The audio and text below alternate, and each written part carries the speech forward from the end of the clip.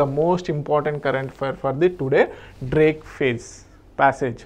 Passage. So బేసిక్గా మనకి southern part ఏదైతే అంటార్కిటిక్ రీజియన్ ఏదైతే ఉందో, అంటార్కిటికా ఖండం ఏదైతే ఉందో, అదేవిధంగా ప్రధానమైనటువంటి భూభాగం ఏదైతే ఉందో దాంతో కనెక్ట్ చేసేటువంటి ప్యాసేజ్ ఉందన్నమాట. అటు పసిఫిక్ ఓషను, ఇటు మనకి అంటార్కిటిక్ ఓషన్, అట్లాంటిక్ ఓషన్ ఏదైతే ఉందో దాన్ని కనెక్ట్ చేసేటువంటి ప్యాసేజే డ్రేక్ ప్యాసేజ్. సో ఇది ఎక్కడ ఉంది?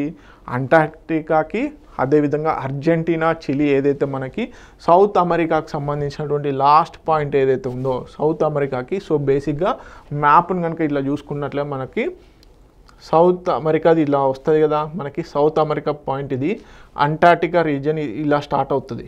సో ఈ మనకి మధ్యలో ఉన్నటువంటిదే డ్రేక్ ప్యాసేజ్. ఓకే, మ్యాప్ కొంచెం ఇలా మీకు అంటార్కిటికా కనిపించాలి కాబట్టి అలా పెట్టాము. ఓకే, సో బేసిక్గా మనకి సౌత్ అమెరికన్ కంట్రీ ఇలా ఉంటుంది కదా, ఈ లాస్ట్ పాయింట్ ఏదైతే ఉందో, అదేవిధంగా అంటార్కిటికా రీజియన్ ఏదైతే ఉందో ఈ మధ్యలో ఉన్నటువంటిదే డ్రేక్ ప్యాసేజ్ అనమాట. ఇటు ఇది అట్లాంటిక్ ఓషన్ని, అదేవిధంగా ఇటు పసిఫిక్ ఓషన్ని కనెక్ట్ చేయడం జరుగుతుంది.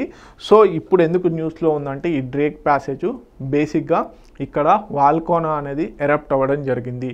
సో దీని ద్వారా ఏంటి మనకి సునామీకి సంబంధించినటువంటి అలర్ట్ అనేది ఇష్యూ చేయడం జరిగింది. సో మనకి బేసిక్గా నార్త్ ఏదైతే మనకి రింగ్ ఆఫ్ పసిఫిక్ ఓషన్ ఏదైతే ఉందో ఆ రీజియన్లోకి సంబంధించిన ప్యాసేజెస్లో ఎక్కువగా సునామీస్ రావడం జరుగుతుంది. సో ఈ డ్రేక్ ప్యాసేజ్ ఏదైతే ఉందో ఇది చాలా ఇంపార్టెంట్ ప్యాసేజ్. సో ఇక్కడ ఫస్ట్ టైం ఇలాంటి అలర్ట్ అనేది రావడం జరిగింది. సో క్లైమేట్ చేంజ్కి కూడా ఇది ఒకలాంటి అలర్ట్ అన్నమాట. సో బేసిక్గా సింపుల్గా డ్రేక్ ప్యాసేజ్ ఎక్కడ ఉంది అంటే మనకి అంటార్కిటిక్ పెనిన్సులాకి, అదేవిధంగా సౌత్ అమెరికా పెనిన్సులాకి మధ్యలో ఇది ఉంది.